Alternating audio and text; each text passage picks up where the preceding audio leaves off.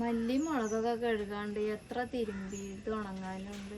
മഴ പെയ്യാവൂലേ, ചെറുതായിട്ടൊരു വെയില് തെറിക്കണുണ്ട്. എന്താ ചെയ്യാ? മഴയൊന്നും വെയില്ലേ അമ്മ? ഇവിടെ നല്ല വെയിലില്ലേ അമ്മ? മുളകും മല്ലിയൊക്കെ ഉണക്കാട്ടോ.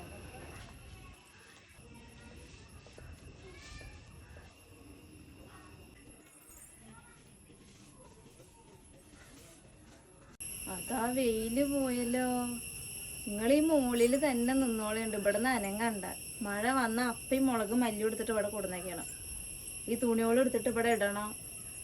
ഈ പറഞ്ഞിട്ടാണ് ഞാൻ മുളകും മല്ലിയും കഴുകിയത്.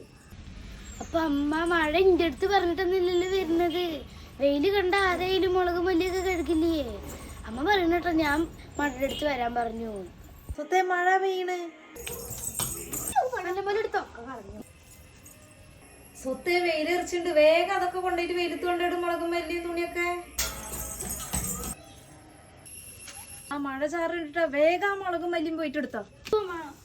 സ്വത്തെ വെയിലെറിച്ചിട്ടുണ്ട്, വേഗം അതൊക്കെ കൊണ്ടുപോയിട്ട് വെയിലത്തിട്. അമ്മ ഞാൻ ഇത് താഴ്ത്തിക്കില്ല, എനിക്ക് വെയ്യത് ഇങ്ങനെ അങ്ങോട്ട് ഓടിക്കളിക്കാന്. അമ്മയുടെ അടുത്ത് ഞാൻ ഈ മുളകും മല്ലിയും കഴുകാൻ പറഞ്ഞിട്ട് ഞാനാണ് അമ്മേന്റെ അടുത്ത് അങ്ങനെ കെടുത്തി ഓടിക്കണത്. ഞാൻ ഇനിയിപ്പോ താഴത്തേക്ക് വന്ന അമ്മ പറയും സത്യ മഴ വരുന്നുണ്ട്, അതൊക്കെ എടുത്തേക്ക് പറയും.